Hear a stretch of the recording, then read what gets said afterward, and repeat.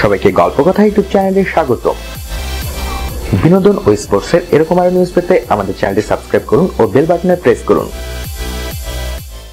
Royal Challengers বেঙ্গালুরুর বিপক্ষে Kolkata night রাইডার্সের ম্যাচ শুক্রবার। বিরাট কোহলির দলের বিপক্ষে নামার আগে যথেষ্ট সময় পাচ্ছে কেকেআর শিবির। তার আগেই কেকেআর শিবিরের সুখবর, ফিরছেন সুনীল নারিন। সানরাইজার্স হায়দ্রাবাদের বিরুদ্ধে আঙ্গুলে চোট পেয়েছিলেন সুনীল নারিন, কিন্তু কিংস ইলেভেন পাঞ্জাবের বিরুদ্ধে খেলতে তার কোনো অসুবিধা হয়নি।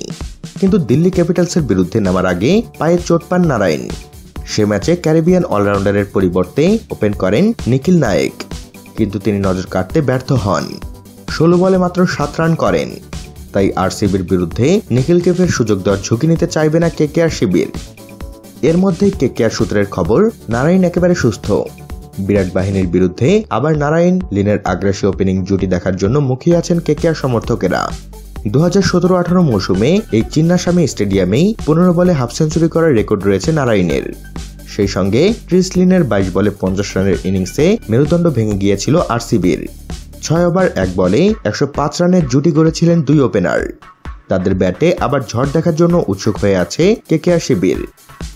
দিল্লির বিপক্ষে ম্যাচের পরের দুদিন বিশ্রাম দেওয়া হয় ক্রিকেটারদের। সোমবার দুপুরে দিল্লি থেকে বেঙ্গালুরু রওনা দেয় কেকেআর। বেঙ্গালুরুর হোটেলে পৌঁছাতে বেশ দেরি হয়ে যায় দলের, তাই পুল বা ট্রেনিং সেশন কিছুই হয়নি।